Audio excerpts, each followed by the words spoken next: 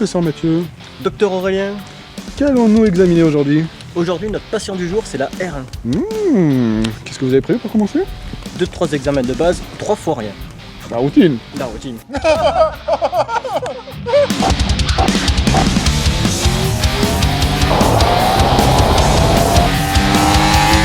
Alors en guise d'examen de base, on s'est directement penché sur l'équilibre général de la R1.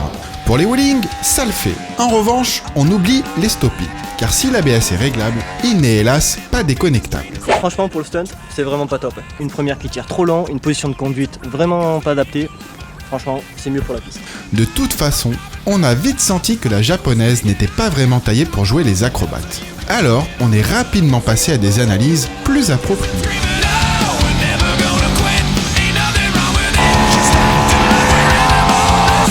Ah, là on est bien, très bien même. D'emblée, on sent que cette nouvelle R1 a été entièrement pensée pour la piste. La moto est compacte, légère, diablement agile, avec une position de conduite qui permet au pilote de parfaitement dominer son sujet.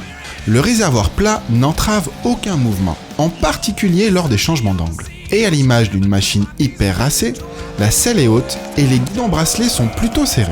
Lors du dernier salon de Milan, c'est Valentino Rossi lui-même qui était venu présenter cette pure pistarde,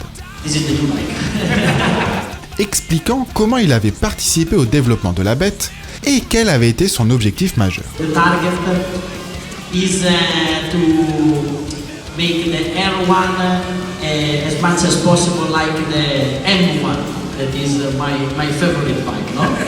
On peut dire que le docteur a super bien opéré, car cette Yamaha vous plonge tout entier dans le monde de la course.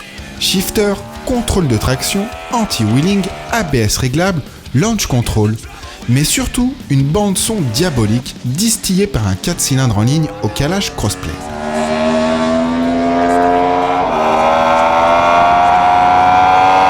Écoutez ce bruit rauque, viril, qui vous fout la chair de poule à la moindre rotation de la poignée. Pas besoin d'être pilote de Grand Prix pour prendre un kiff absolu au guidon de cette nouvelle R1. En revanche, quand on en a un sous la main, de pilote de Grand Prix, autant le mettre à contribution. Bon, c'est un peu pointu comme moto là, j'ai vraiment besoin d'un spécialiste. Ça te dérange pas de lui faire une petite auscultation? Ça marche, on va y prendre la température. Allez.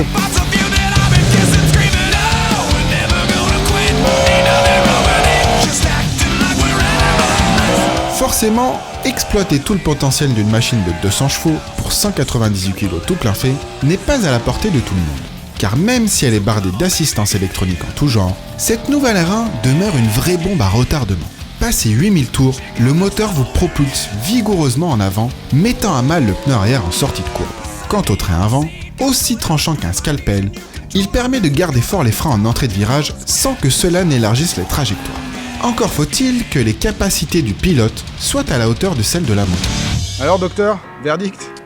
Vraiment bien aimé, hein. Une moto pleine de technologie et facile à manier, très bon moteur, un beau jouet pour la piste.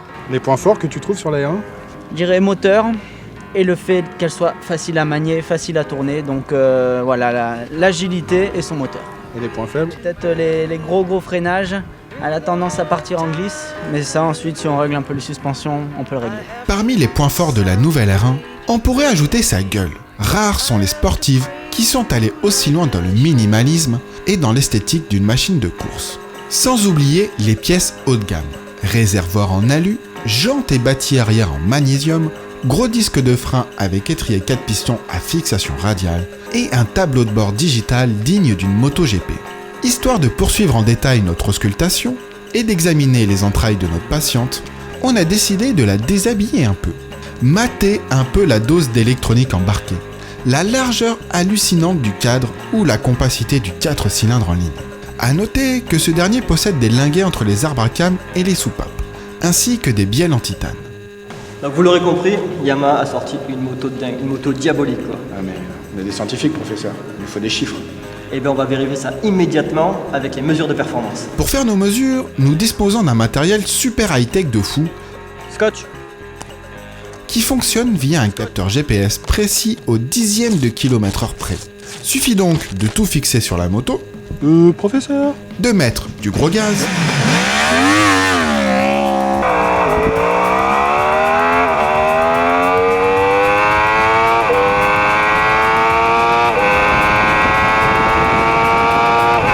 attendre que le compteur se bloque, puis de freiner comme un gros bourrin. Ensuite, on rentre au stand, on branche notre PC et on décrypte tout ça. Professeur, Oh putain, ça allait vite. Analyse. À 0 à 100, 3 secondes 1. C'est quand même pas mal pour une mille. Hein. Ensuite 0 à 200, 6 secondes 9.